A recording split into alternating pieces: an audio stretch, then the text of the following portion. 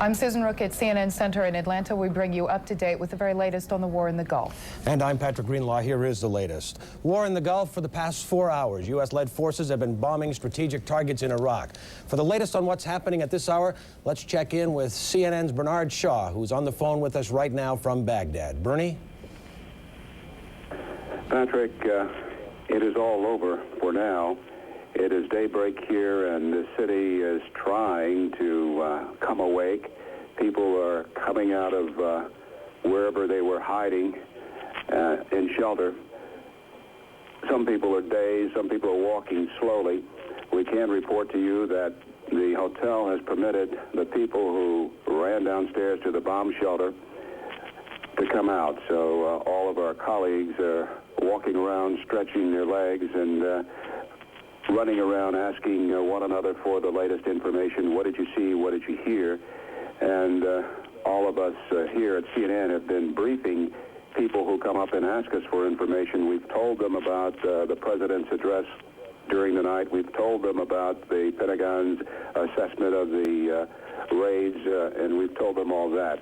But right now, there is very little life in the streets.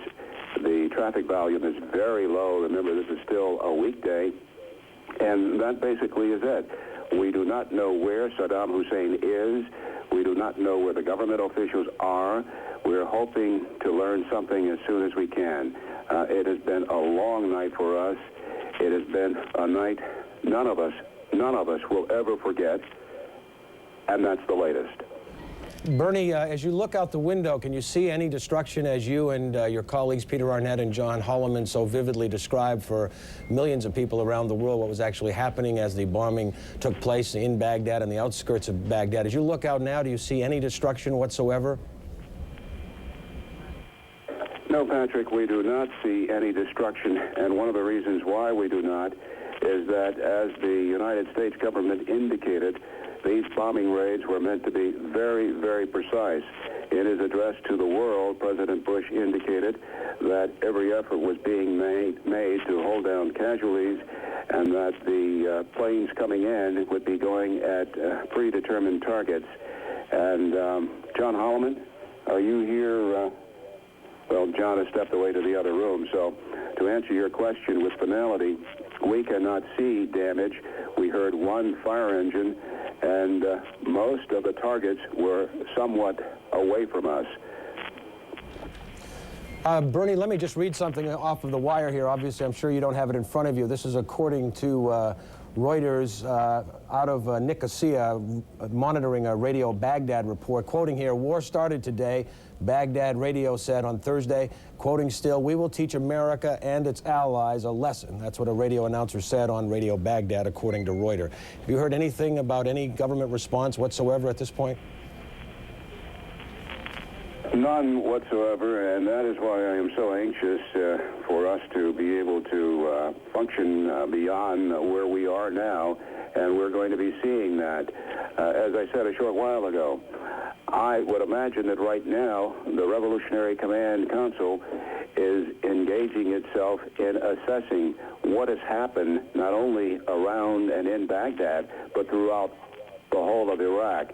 But we're just going to have to wait here until we can have access to government officials. Again, I say, we do not know the whereabouts of President Saddam Hussein. John Holliman is here. John? Bernie, I was just able to look at the other side of our hotel because I noticed Patrick was asking for signs of damage in downtown Baghdad. Don't see any there. The same anti-aircraft battery that we've talked about since we've been here is still there, and there's a bunch of soldiers up on the roof with it this morning, as they have been every morning for the past 2 months. And as we look out on the streets and listen to the streets, we held our microphone out this window. You'll remember, Bernie, at your suggestion, in the middle of the battle, and we were hearing all these loud booms and things. What you hear now is the sound of early morning traffic. There's an electrical generator that somebody brought in here, a small portable one, that there's still no power anywhere in Baghdad. There are no lights on anywhere at this moment. A couple of buses taking commuters to work. There's some birds flying around over the war memorial here. There's Tomb of the Unknown Soldier, the Iraqi version of our Tomb of the Unknown Soldier. And on the streets, there's still a little stillness. We still see broadcasting transmission towers off in the distance. It appears through the fog that the main telephone company may still be okay. And we don't see any signs of destruction in town. Bertie, it's remarkable to me that as powerful as some of those blasts that we felt. I know I was standing right here, and a blast hit me that felt like the blast from the space shuttle when it takes off.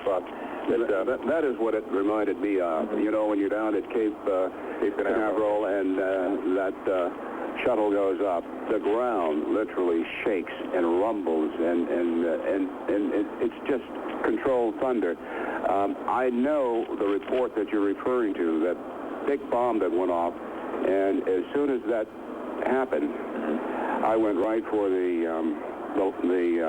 hallway, right? The hallway, because I was coming between rooms, and I just went right to the floor, and I was hoping that it wouldn't be nearby. Catastrophe, yeah. We were very lucky, I think, that it wasn't a catastrophe, but you know, for us on the ground here, we can't tell you in Atlanta or anywhere else in the CNN network how powerful these bombs were as far as what size they were. We can just tell you about the effects as we felt them here. And that one blast, although it wasn't close enough to do any damage that we can see right now, certainly was powerful enough to shake us up in our hotel room. So, John, I think our words are inadequate to describe what has happened over the past several hours during the night.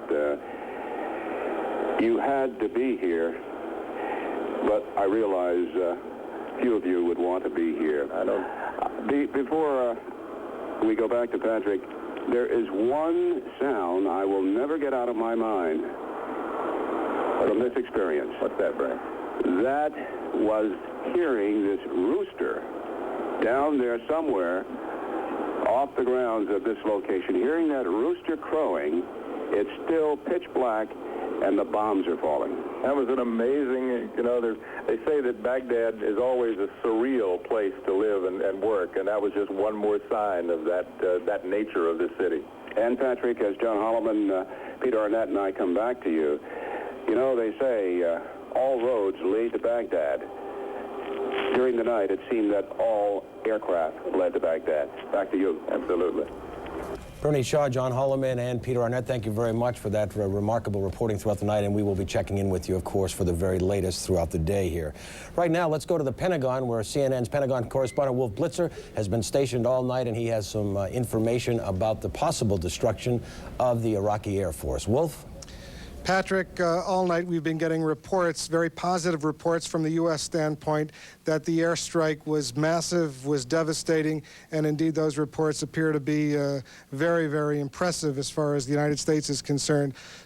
Iraq's air bases, and there are probably about 100 Iraqi air bases, almost all of them appear to have been destroyed, according to Pentagon officials, who tell CNN that those air bases were pinpointed by the F-15s, the F-16s, A-6 carrier-based aircraft that came into Saudi Arabia, landed at forward bases, and then took off and returned to those bases in Saudi Arabia. The Iraqi Air Force, except for a few notable exceptions, didn't even come up to challenge the invading U.S. fighters. It was an extremely impressive U.S. airstrike. I'm sure military planners and military strategic thinkers for years to come will view this airstrike and study it at war colleges and elsewhere.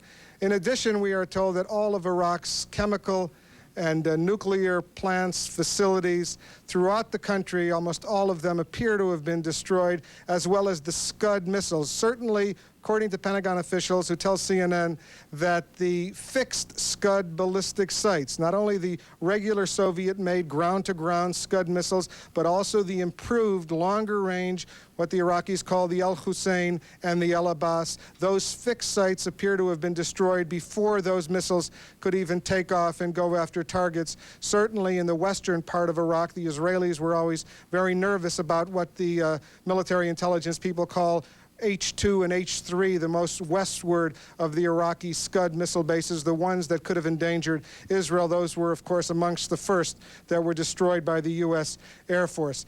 Now, joining us now from the CNN Bureau in Washington is James Blackwell. James Blackwell is a highly respected military analyst at the Center for Strategic and International Studies in Washington. Now, Mr. Blackwell, if these initial indications are true, what, in your opinion, does this mean as far as the war is concerned? Well, Wolf, these are some remarkable descriptive terms already being ascribed to the results of this airstrike. The total destruction of any nation's air force, much less one with 700 to 800 aircraft, is a remarkable accomplishment. Killing all of the Scud missiles on the ground before they could be launched implies an incredible degree of the achievement of surprise and shutting down air defenses in the process in order to accomplish that. Perhaps the most impressive rhetoric or report that you have passed on to us out of the Pentagon is the decimation of a large portion, indeed perhaps the majority, of the Republican Guards force, which is in fact, in the judgment of many of us, the center of gravity of the Iraqi occupying forces. If all of this has happened, then this war will be over very, very soon, because Iraq has virtually no choice whatsoever except to sit there and be surrounded and then to surrender. I stress that that's a mighty big if. What will happen today in broad daylight will be counting tanks, re-looking at the airfields to make sure that the destruction that we're reporting now has in fact happened.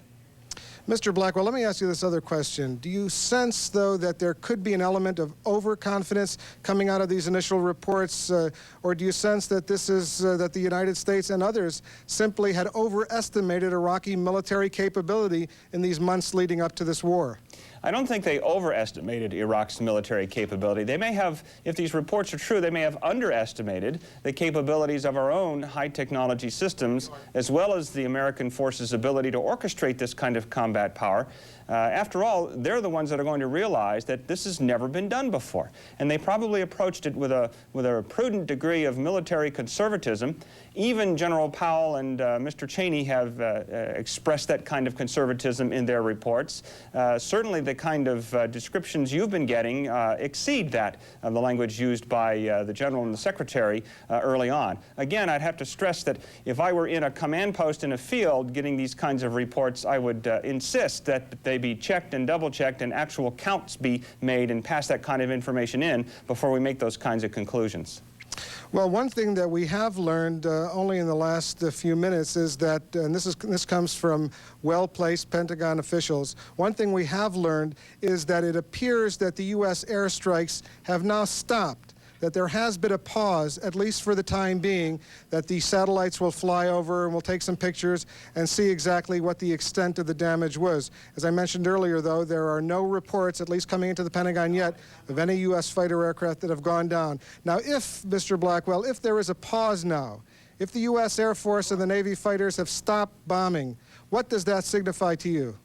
Well, it probably is a brief pause in order to conduct reconnaissance and battle damage assessments, because doctrinally, even when you are sure you hit, say, an airfield, you want to hit it again a couple of times in the coming 24 hours so that the local capability to rebuild or to repair airfields is not reestablished and airplanes come up unexpectedly. So this doctrinally would be a pause before you begin the next wave, digesting some of this battle damage assessment. But if the kind of destruction that they've been describing to you has happened, then there's nothing doctrinal about this. This has been an outcome that far surpasses even the most optimistic air power advocates' estimates of what would happen. Let me ask you this question about the elite Republican Guards. If, in fact, the U.S. Fighter aircraft, the bombers, did manage to destroy a big chunk of those Republican Guards, the elite forces, the best trained, what will that mean for the Iraqis as far as a ground war, a land war with the U.S. military is concerned?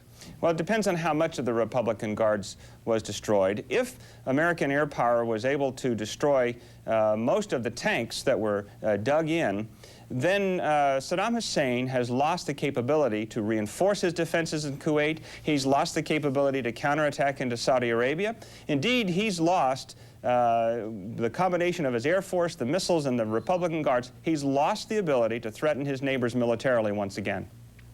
What was the key to this kind of very decisive and reportedly very impressive U.S. airstrike, in your opinion?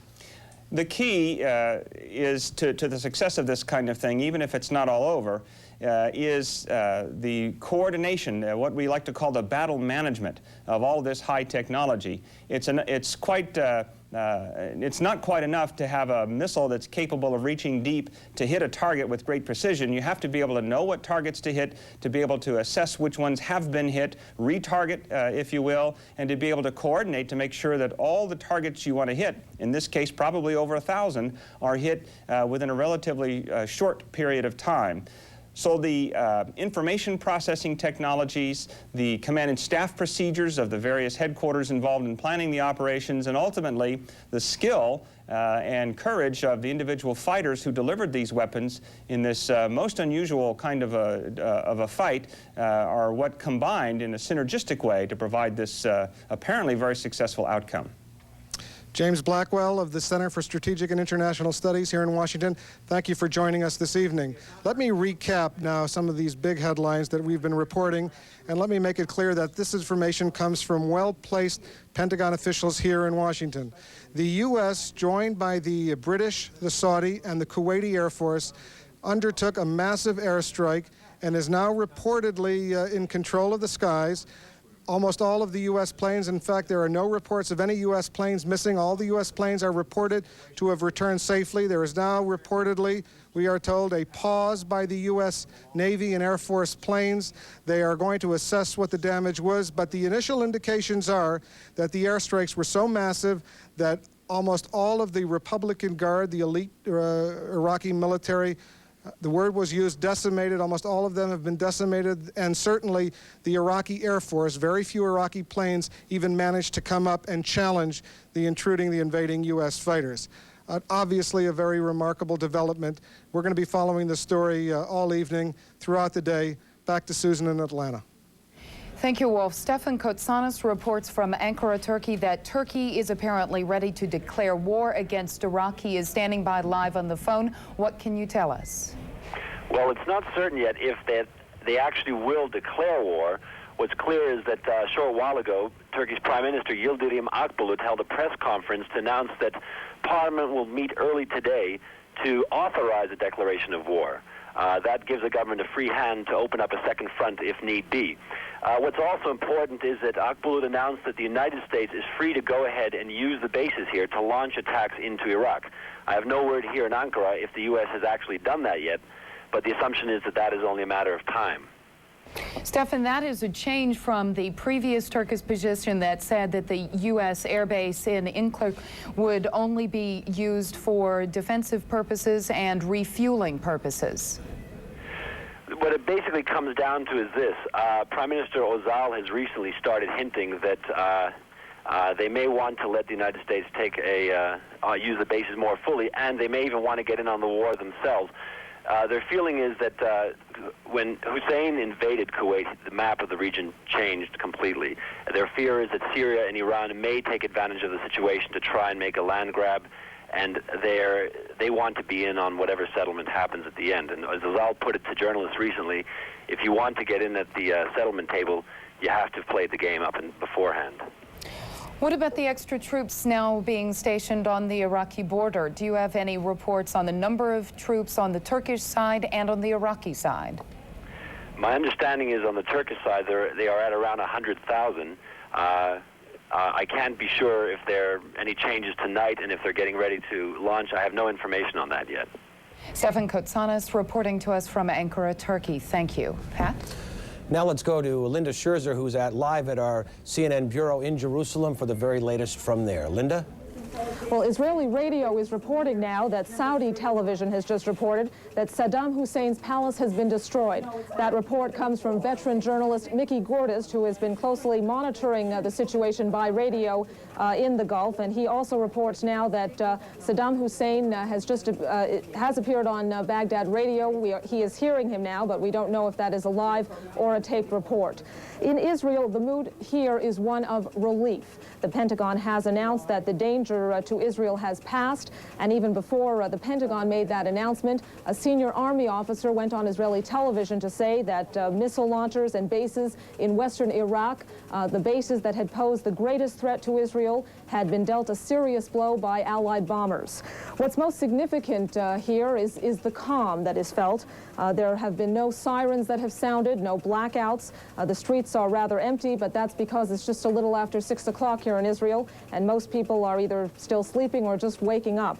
I'm also told that at Ben Gurion Airport, there were 3 plane loads of Soviet Jewish immigrants who arrived this morning to receive the news that war had started, but that it appeared that Israel would not be involved. And that's the message that officials have been saying from the outset, and certainly the scenario that they've been hoping for.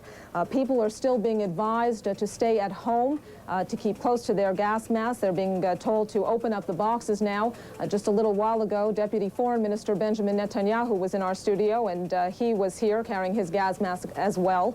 But that is purely a precautionary measure. Again, the mood here is one of great relief. The Pentagon has announced that the danger has passed. Israelis are just waking up to the news, and after several days of tension, that news is very welcome indeed. Okay, Linda Scherzer reporting live from Jerusalem. Thank you very much. I have a statement by the President of the United States. The liberation of Kuwait has begun. Here it goes now. The sky just full of tracer now.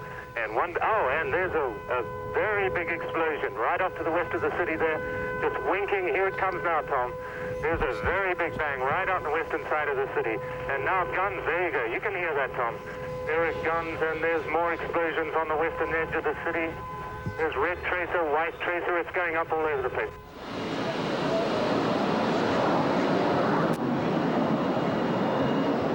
We can tell you from sources here at the Pentagon that this is a very massive attack. This is the attack, the one that has been planned for so long. The sirens are still going. Let's listen. As many of you folks as you can should head to the shelter now. Mike, get Arthur Kent to run up to the Joint Information Bureau. Get Arthur Kent to find out. We just lost Saudi Arabia. That's not an encouraging sign.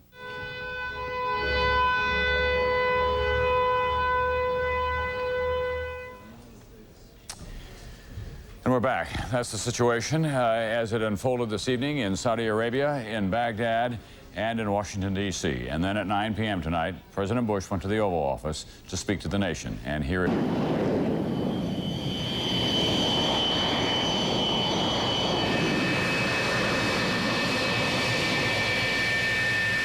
What we're looking for now is what Saddam's going to do next, what type of reaction we're going to get.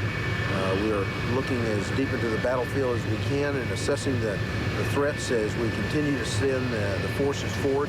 And we're waiting now to see what's the next move. I think everybody is still as hyped up and charged up as they were when the first airplanes got airborne.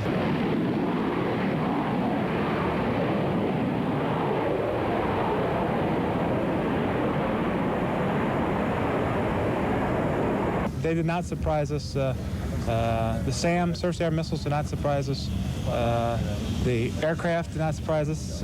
We didn't see any. We just saw the one plane that blew up, that Captain Tate from the F-15s shot down. When he blew up, I could see a piece of the airplane blowing up.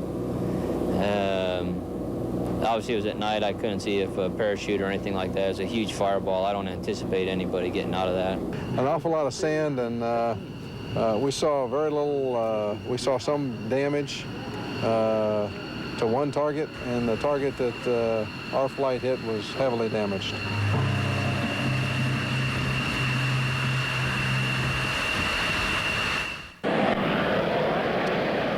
These are some of the planes that bombed Iraq. They belong to the Air Force of Saudi Arabia. We know that we are fighting for something we believe in it. So I'm grateful and proud of all our air forces and friend forces, and they did a good job. Saudi and Kuwaiti planes joined the U.S., Britain, and France in the air attack.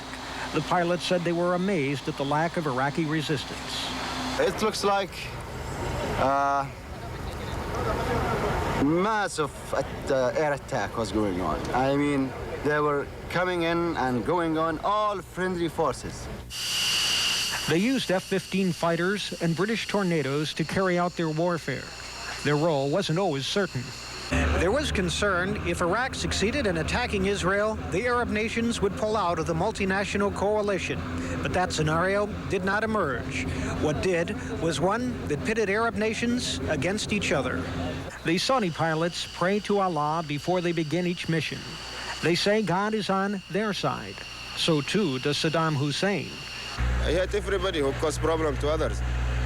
He shouldn't attack Kuwait or shouldn't killing people for nothing. We do what we have to do, regardless whether it's Arab or other. Their job, they insist, is twofold: to teach Saddam Hussein a lesson and to free Kuwait. Rick Salinger, CNN, in eastern Saudi Arabia. Armaments that they've been putting beneath their wings of the probably F-15s, although we haven't seen the whole plane yet. They load those bombs up with the ground crews, and this is on their way to their second mission, and it's for Deborah. One of the my wife. One of the pilots saying that's his wife.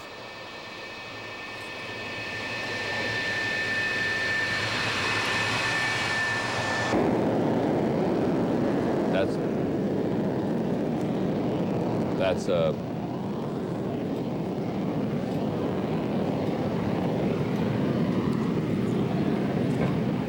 F4, we think, taking off.